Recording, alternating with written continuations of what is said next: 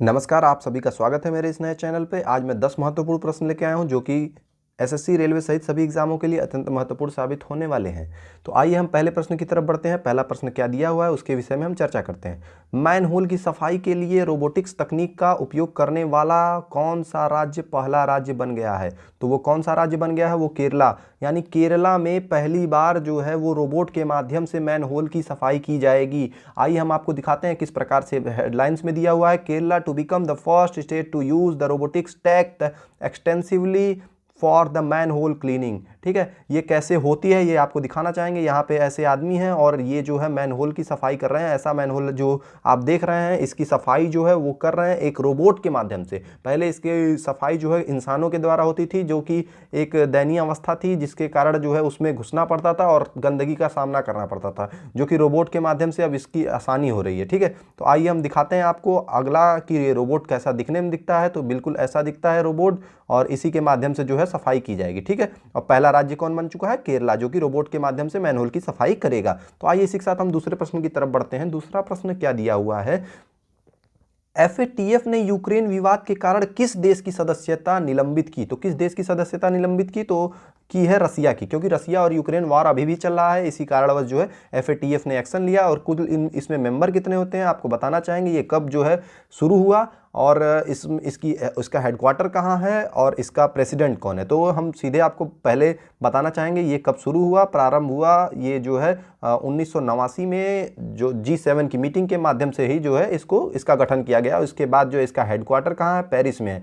Financial action task force का जो है वो प्रेसिडेंट कौन है? तो ये है टी राजा कुमार। ठीक है, इसमें सदस्य की संख्या कितनी होती है? सदस्य की संख्या टोटल वर्तमान में है 39। ठीक है, और इसमें भारत कब शामिल हुआ? 2010 में पूर्ण रूप से इसमें शामिल हुआ। ठीक है, और इसमें ब्लैक लिस्ट में क्या है? दीज कंट्रीज, ब्लैक लिस्ट में क्या बताया गया है इसमें कि these countries support the terrorist funding and the money laundering activities. अगर जो भी ऐसा करता है उसको जो है कि वर्ल्ड बैंक द्वारा पैसा नहीं दिया जाएगा और काफ़ी चीज़ों पे उस पर बंदिशें लगाई जाएंगी जो इस देश में शामिल है। ठीक है, और इसमें लेटेस्ट डिसीजन क्या है? लेटेस्ट डिसीजन मतलब वर्तमान दृष्टिकोण से क्या हुआ है अभी इसमें? Suspension of the Russian membership over the Ukraine war. Ukraine वार की वजह से इसकी मेंबरशिप रद्द कर दी गई है। आइए इसी के साथ हम अगले प्रश्न की तरफ बढ़ते हैं।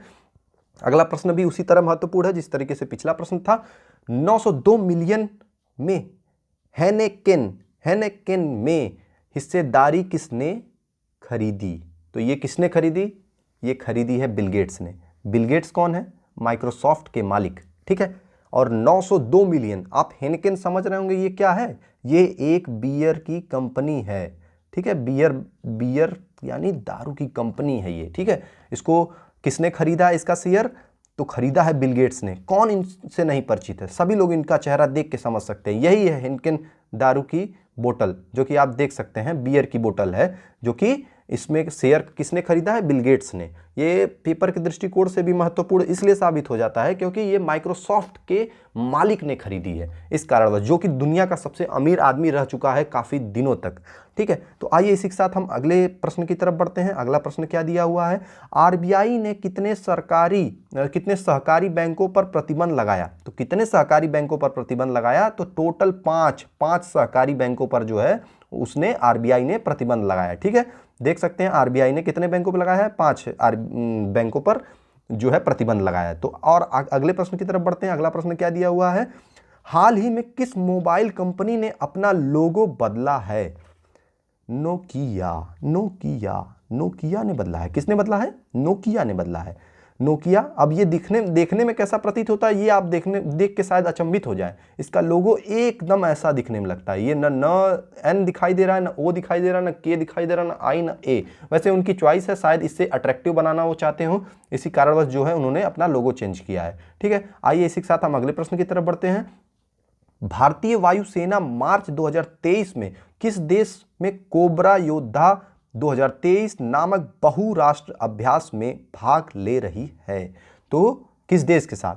आप समझ चुके होंगे अभी तक। ये जो है एक वायुसेना का अभ्यास है जिसमें यूके में जाकर जो है यहाँ की सेना अभ्यास करना चाहती है। देखिए इसमें कई मिराज शामिल हो रहा है। मिराज जो है हमारी मिराज शामिल होगी और G-17 ग्लोबल मास्टर 3 जो है ये सब विमान जो है वहाँ पे शामिल होने वाले हैं। ठीक है, इसी के साथ हम एक महत्वपूर्ण प्रश्न बीच में लाना चाहेंगे।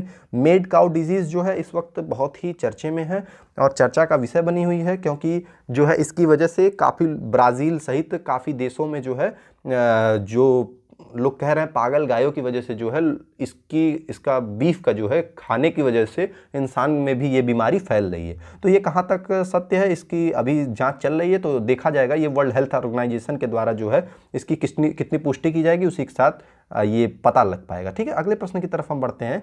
नासा स्पेस एक्स द्वारा कौन सा मिशन लॉन्च किया जाना है? अगर हाल में ही कोई भी 1-2 महीने 3 महीने के अंदर पेपर होने वाला है, किसी का एग्जाम होने वाला है, तो ये प्रश्न आप नोट कर लीजिए। ये जरूर अत्यंत महत्वपूर्ण साबित होगा उसके लिए, क्योंकि ये जो है अक्सर पूछे जाते हैं ऐसे प्रश्न, एसएससी सहित रेलवे सहित सभी एग्जामों में ये ऐसे प्रश्न पूछे जाते हैं। तो इसका ऑप्शन क्या है?